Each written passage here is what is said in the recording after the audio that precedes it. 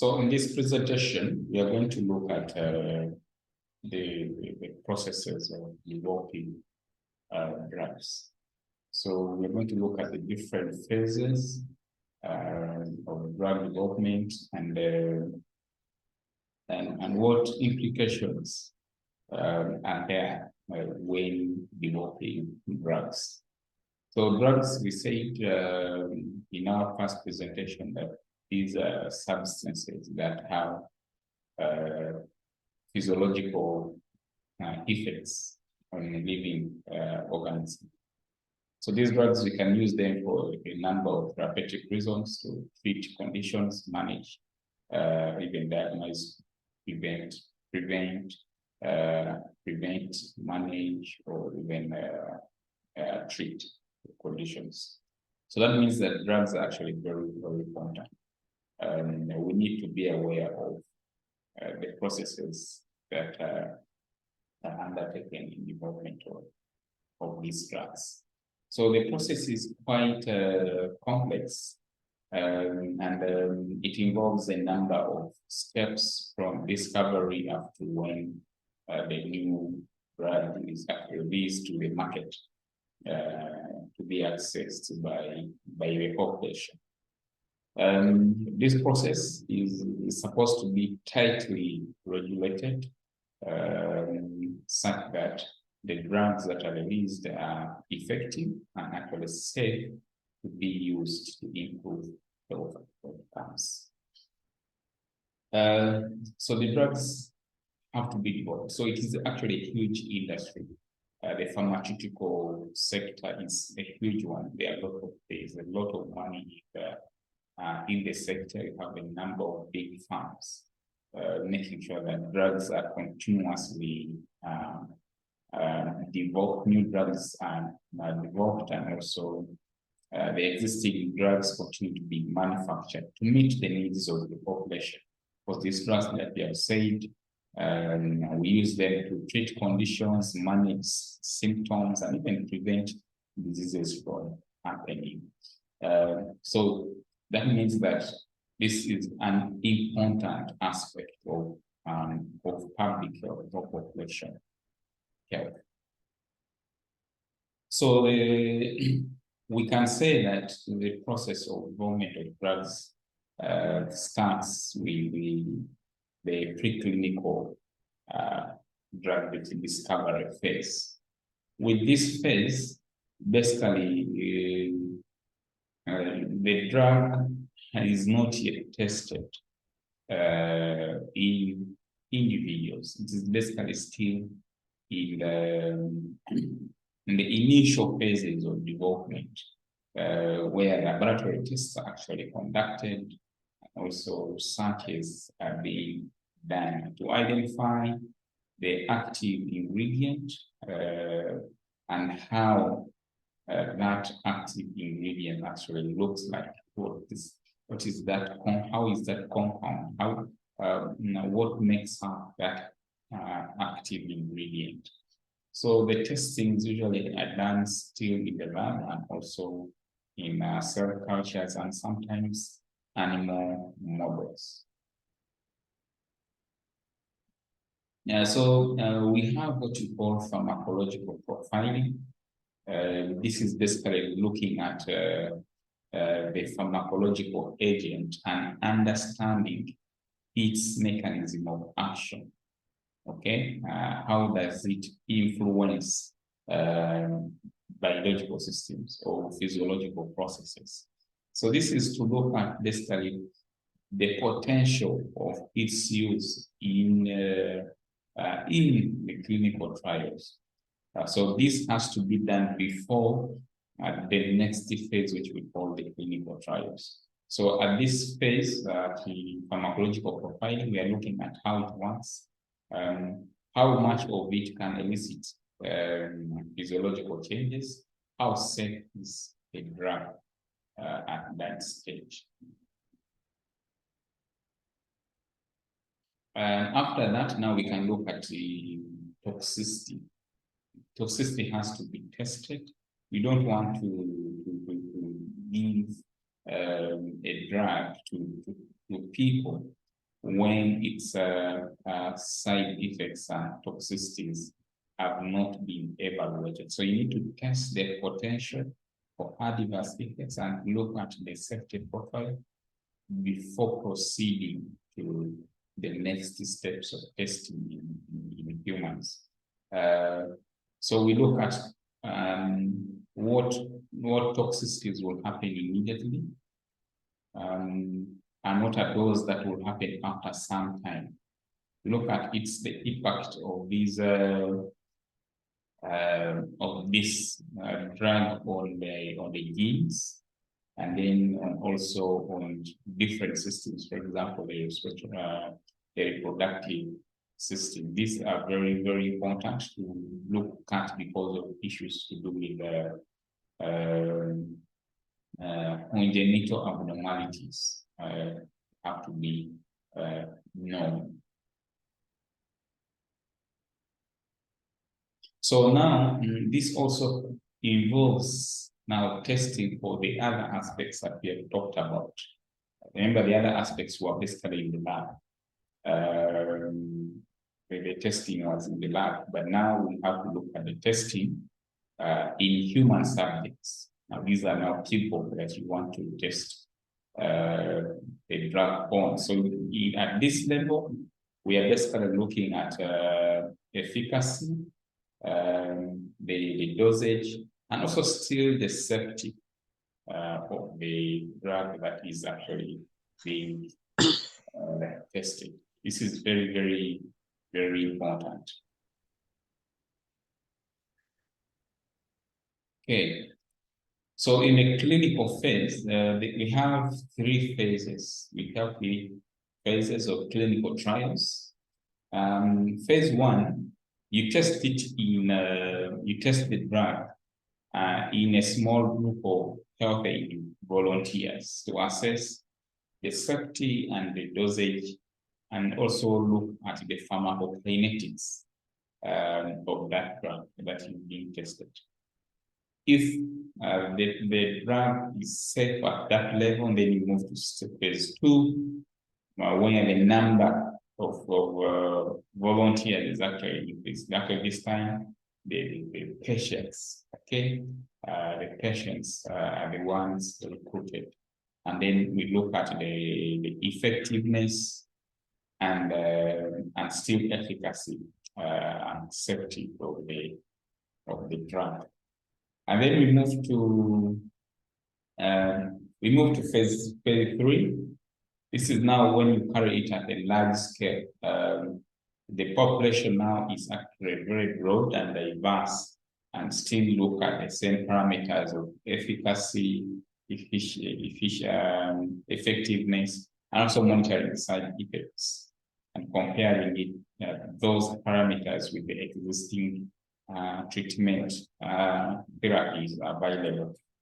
And then phase 4 is when now the drug is actually has been approved and now is actually in the market. But we look at what potential side effects or adverse effects could happen within the population. So phase 4 is basically about post-marketing surveillance and monitoring of the drug in the population.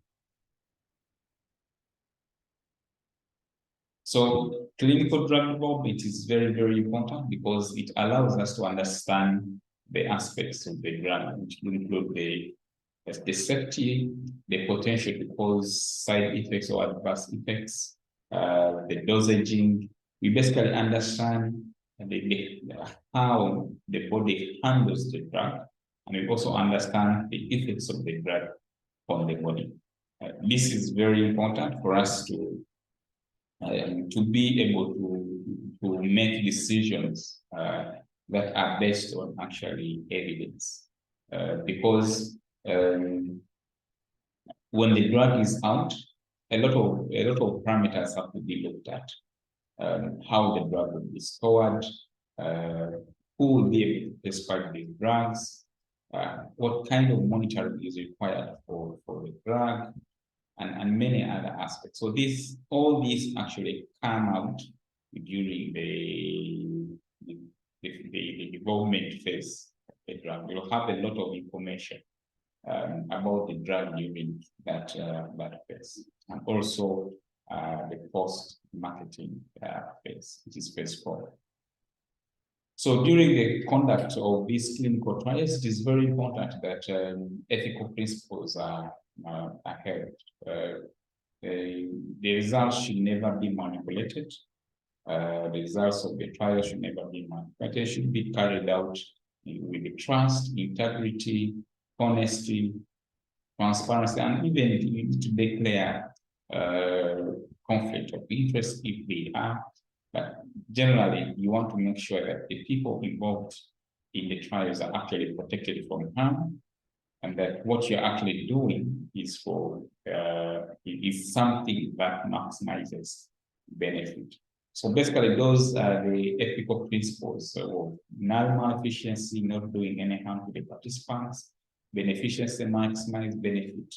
That means that you should do good to the patient, that is beneficiency, or the participants, and the justice, fair distribution of benefits of burdens of the research, and then also that the individuals have the right to make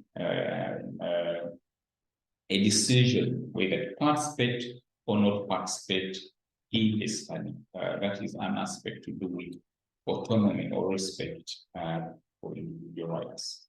Those are very, very pertinent. There are always challenges and limitations in drug development. Sometimes you could be interested in developing a drug that that where you have limited number of people who have a particular disease. Okay, so that means that it is very hard for you to get the necessary number of participants to be in your study. That's one challenge.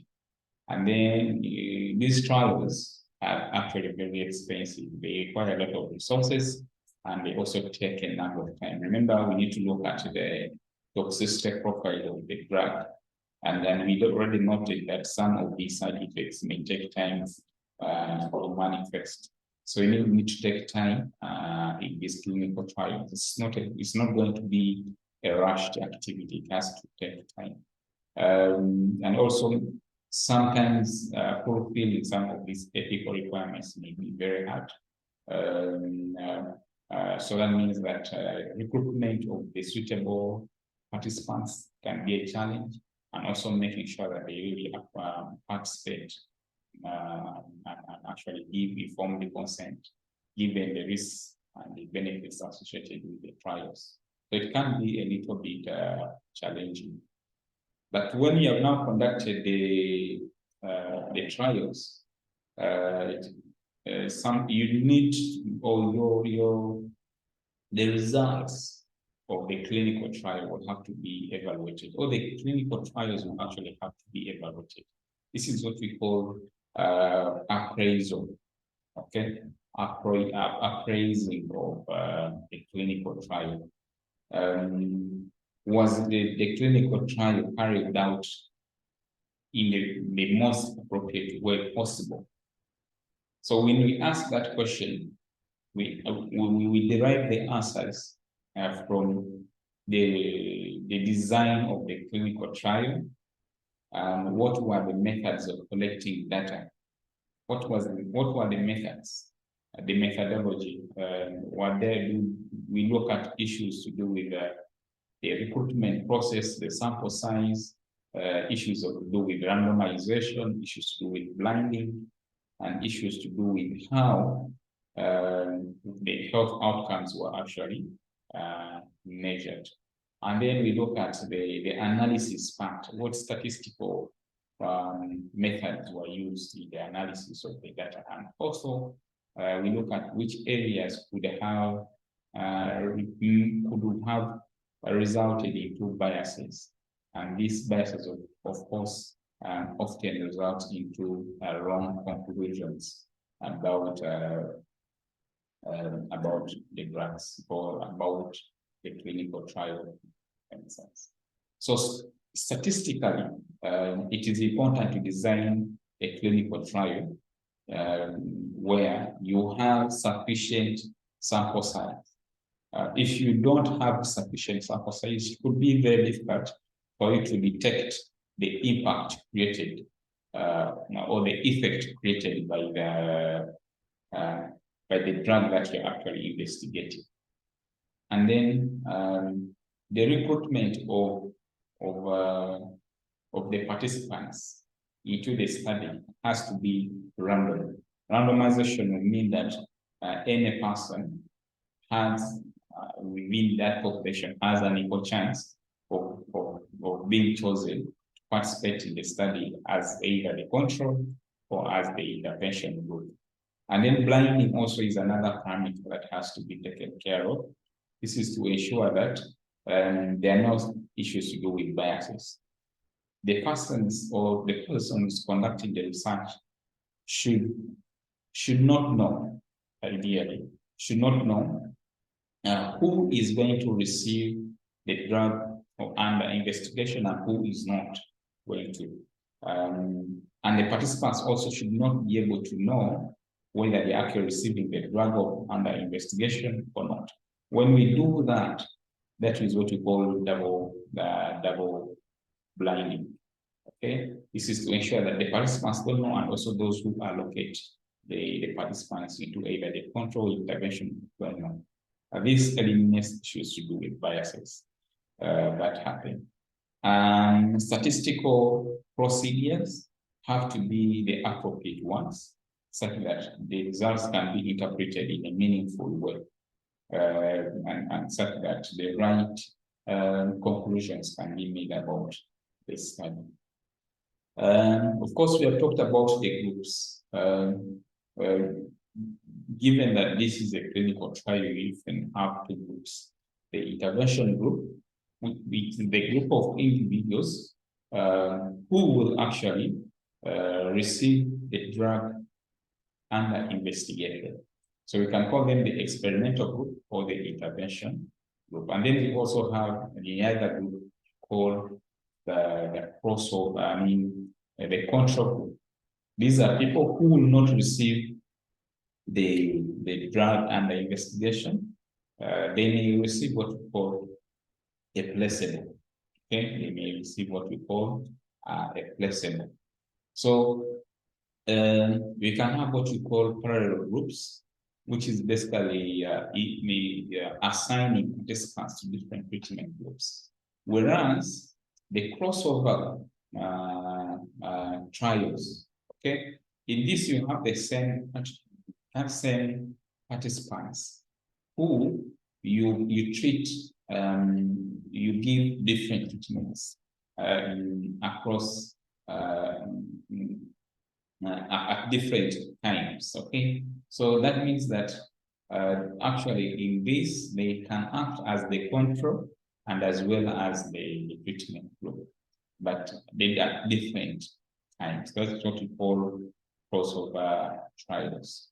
So I've explained that randomization is very key, and it helps in reducing biases, because selection of people into either the treatment or the control group may bring in some bias, because these participants may have some characteristics that may not be evenly distributed. So blinding is also very important, which I have actually explained earlier on. The primary outcome. So, for example, if you're investigating the effect of the drug on, let us say, temperature. So that means that temperature is the outcome that you want to measure. So it becomes the primary outcome that you want to measure. So it reflects the impact of the drug that you have administered. That's what we call a primary outcome. Power calculations are related to how many members are actually in your sample size. You see, already noted that the sample size is very important. You need to have sufficient number of individuals in the sample size.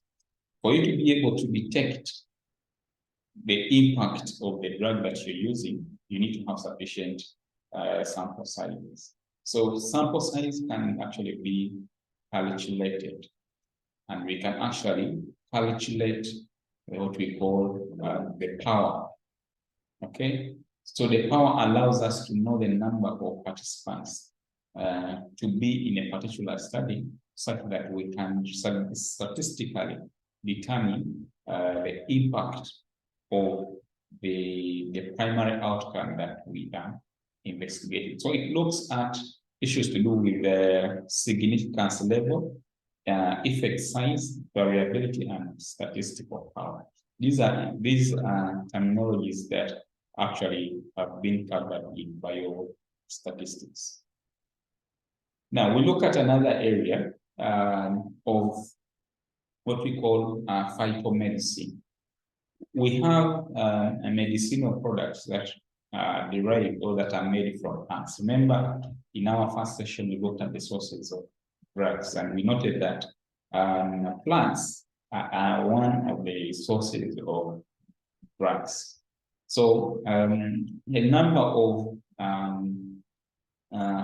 medicines or products, or we can call them extracts or herbal medicines, are prepared actually from different plant materials. So phytomedicine is a science of using plant-derived substances for medicinal purposes. Across generations, these drugs have actually been, medicinal, herbal medicinal products have always been used. People have used these medications since time immemorial, and they come in different physical forms. Some are liquid, some come as herbs that can be used or applied in a number of different ways. Often,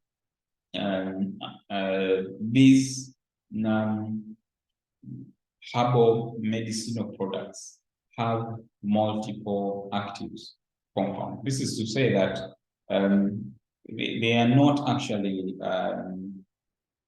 separated into their different ingredient or active compounds. So you can have a herbal product which has a number of active compounds that can actually act in a synergistic manner to produce therapeutic effects that are actually needed.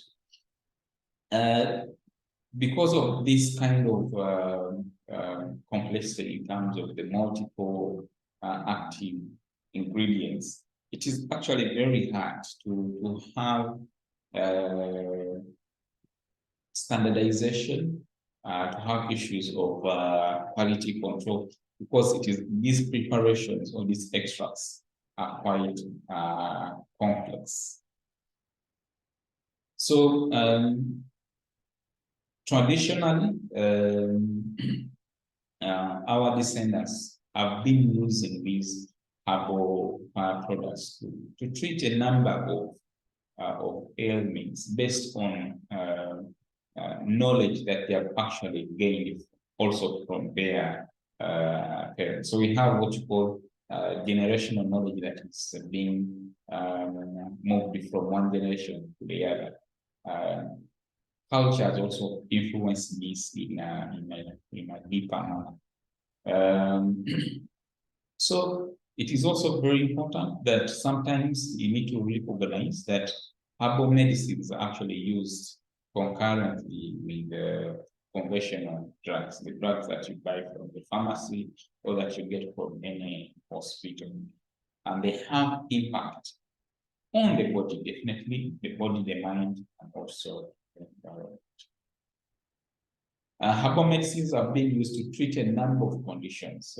Almost each and every condition has its own herbal product, whether it is ulcers, hypertension, diabetes, whatever it is. Herbal medicines have always been use. Herbal medicines come in a number of forms, whether liquids, they can be taken as together with tea, can be used as concoctions, extracts, capsules, tablets, in many forms. So they can exist in a variety of forms. It is quite difficult to standardize this herbal products. It is quite difficult, but as with development of science, it is now possible to get active compounds and also be able to standardize some of these. And this actually improves quality, efficacy, and safety.